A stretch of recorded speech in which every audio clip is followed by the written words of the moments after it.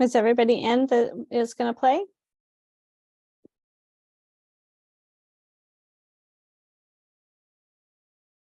Yes. Okay.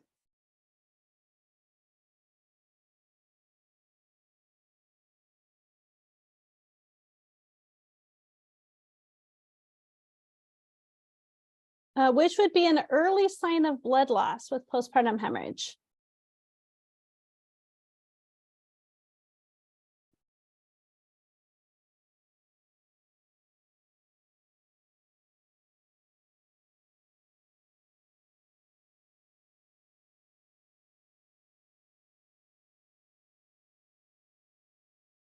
Okay, first thing is the pulse. The pulse goes up before usually we see any other vital sign change. And so truly, I'll keep that in mind if I'm in a delivery and I'm seeing a lot of bleeding, I'm watching her pulse because that matters to me first. That's the first compensatory mechanism that happens that we see, is that the heart rate increases to help keep the blood that's still remaining circulating and oxygenating those tissues. What's the initial action on a uterus that feels soft and boggy?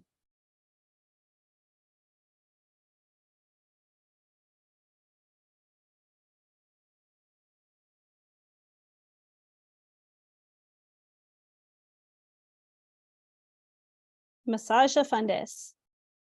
Okay. If it's boggy, massage it. First thing.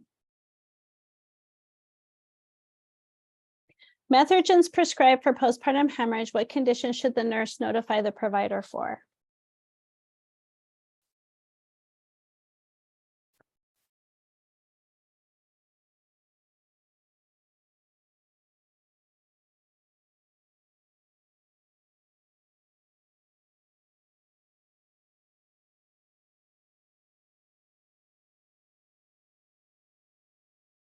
All right, so red says hypotension.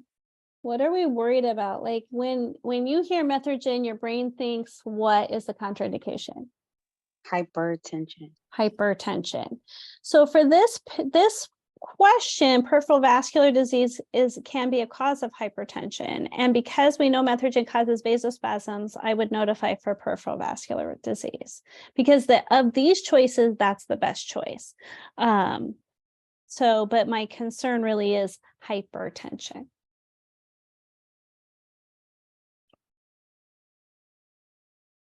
The nurse should be most concerned about the presence of subinvolution if which occurs.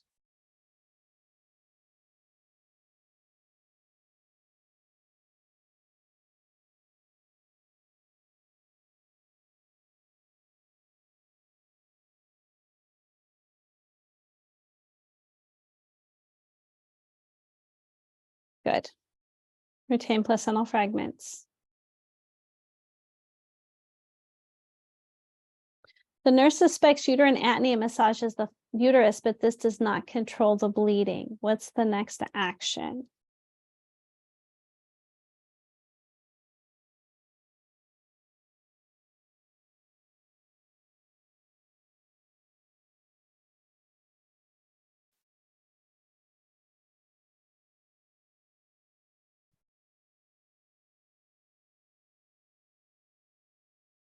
All right, what do you think the reason that yellow is the best choice?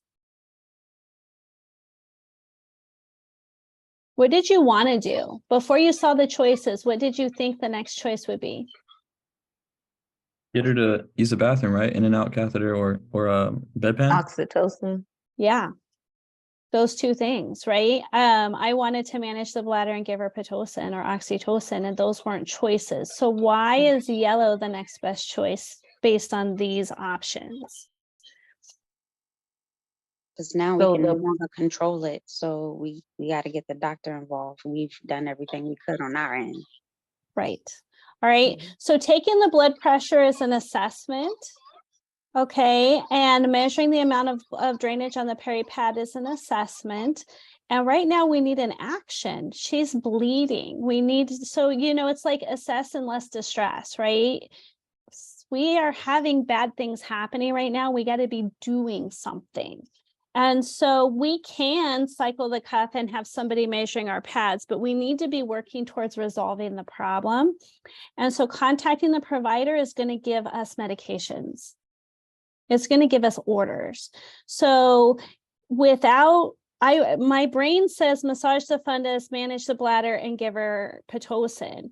But since that's not the choices here, the next best decision is to call the doc so that we can get orders, because we need more stuff. We've done our massaging and it's not working. I might also, and not included here, I might also give her a fluid bolus, because if she's continuing to bleed, I'm also thinking about volume and thinking about her being able to perfuse her tissues. So that might have been another choice too. But of these choices, calling the doc is next. The nurse is caring for 4 one-day postpartum clients. Which client assessment requires the need for follow-up?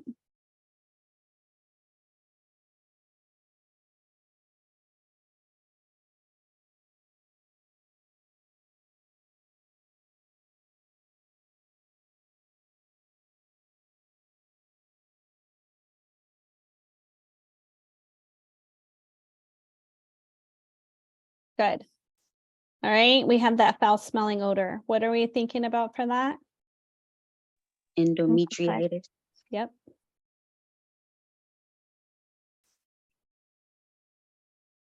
A sign of superficial venous thrombosis in a client who delivered by cesarean.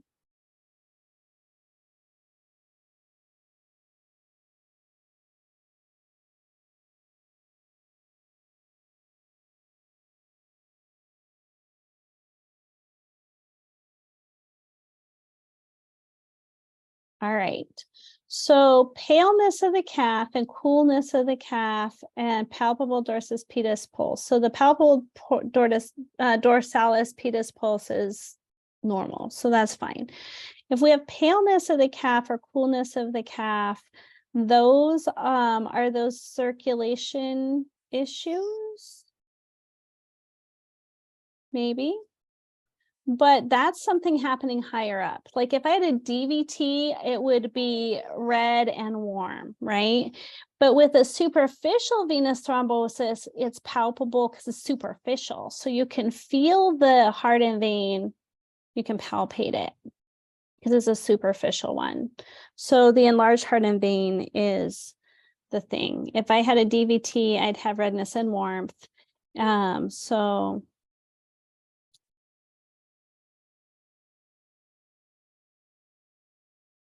for a patient who had an epidural in labor, which assessment finding would best indicate the presence of a hematoma?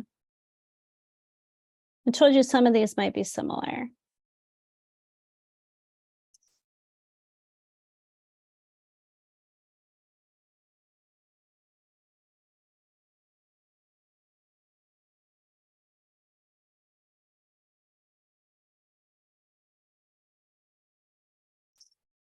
All right, so change in vital signs. The reason where it's not the pain is with the epidural, she might not be feeling pain down there yet.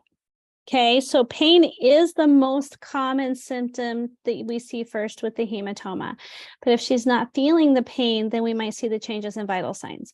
And so what's the first vital sign change we typically see with bleeding? Elevated pulse. The pulse.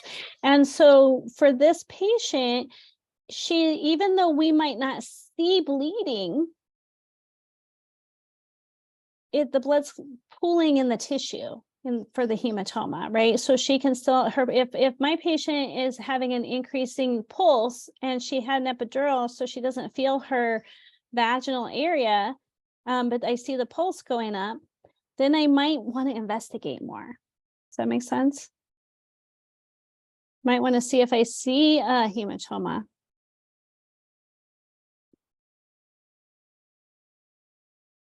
Which observation indicates a need for further assessment related to this finding in postpartum depression?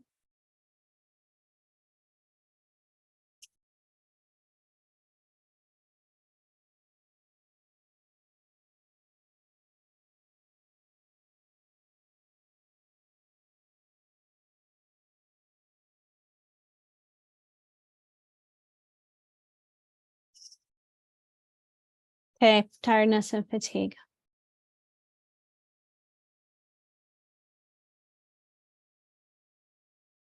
What other things might we see with postpartum depression?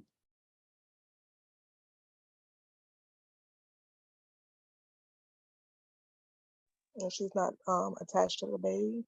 Mm-hmm. Yeah. So intense sadness or mood swings, detachment from her newborn, sometimes thoughts of self-harm, things like that.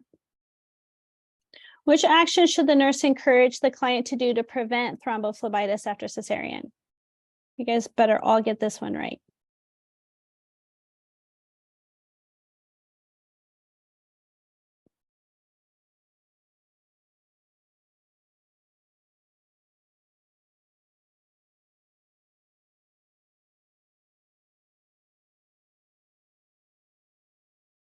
Yep, get her up and walking.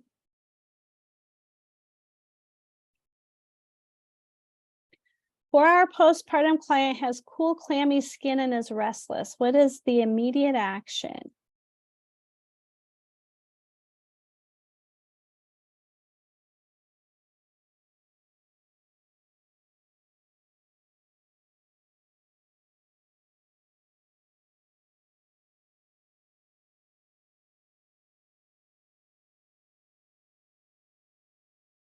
What do you think? Cool, clammy skin and restless.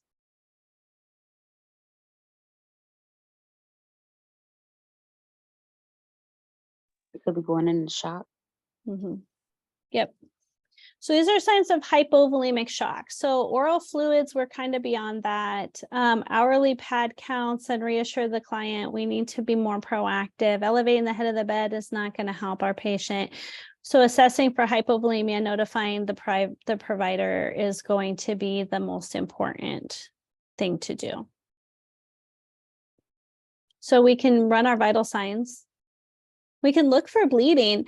We're going to run our vital signs and assess our patient and call the doctor right away. And then we can start looking for why is she hypovolemic. So now I can check her fundus and I can check for bleeding and I'm getting my doctor in the room because young, healthy women compensate for a long time. If you're in my class, I talked about a placenta previa patient that lost 2 liters of blood in the room and her vital signs were still okay. Because her body was still compensating. It won't do it long term, but it'll do it for a while. And so if the patient is showing signs of hypovolemia, we need to be very proactive because she's already losing a lot.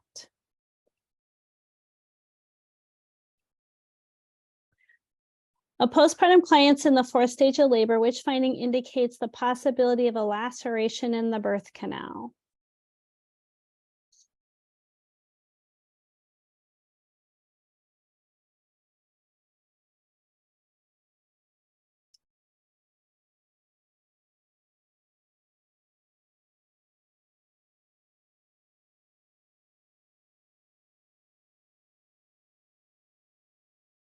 All right, so saturating more than a peri-pad per hour. Is that too much bleeding? Yes. Mm-hmm. It's too much. So if she's got saturated peri-pad in an hour, then we're concerned about that. The other thing then, if I'm seeing that much bleeding, I might palpate and see if her fundus is firm. And it didn't give us that choice in the question, but if I know that's too much bleeding, but is it uterine atony or is it a laceration? I can palpate, and if her fundus is firm, it's probably a laceration. If her fundus is boggy, it's probably uterine atony.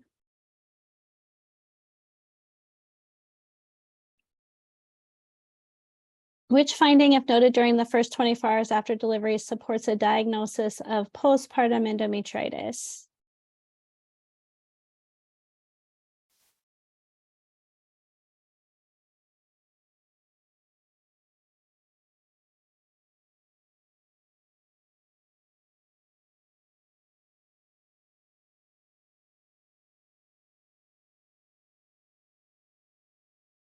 All right, so these are our signs of infection.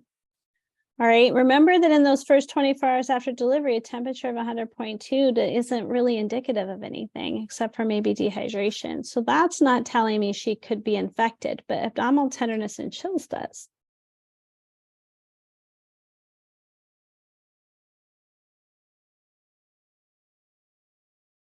The nurse is monitoring a postpartum client who's bleeding for signs of shock, which indicates an early sign of shock.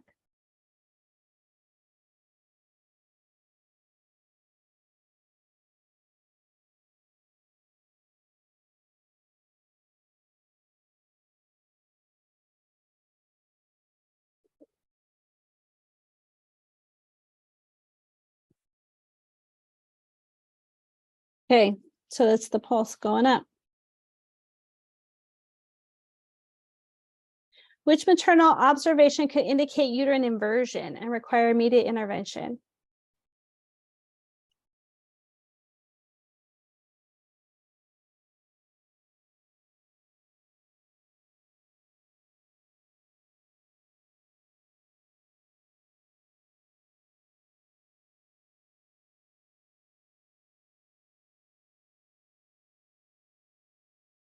All right, so who knows what a uterine inversion is?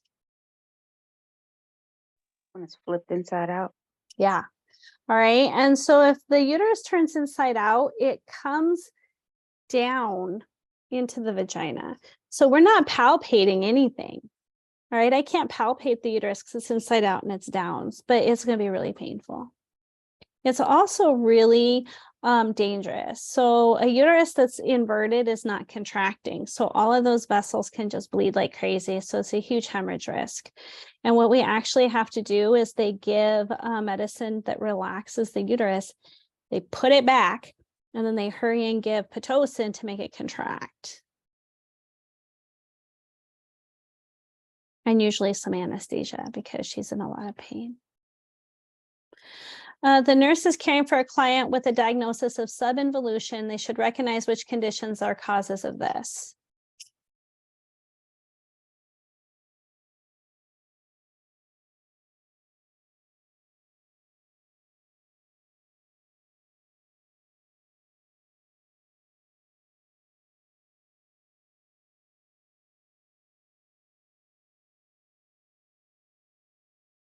Okay, retain placental fragments.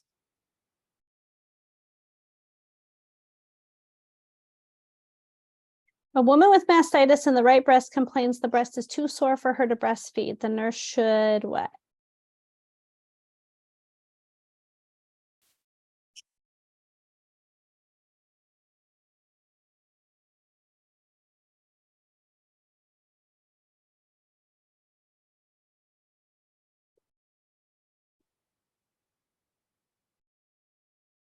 Okay, good. Let's have her feed on the opposite breast first, and then she can gently pump the affected side, or she can put the baby on the affected side second.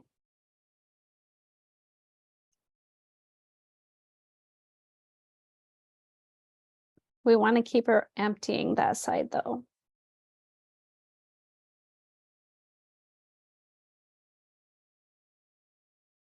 Great job. Mikey, that's twice. Well, I did bad on the first exam, so I got to study, right? Well, it is helping, obviously. So good job.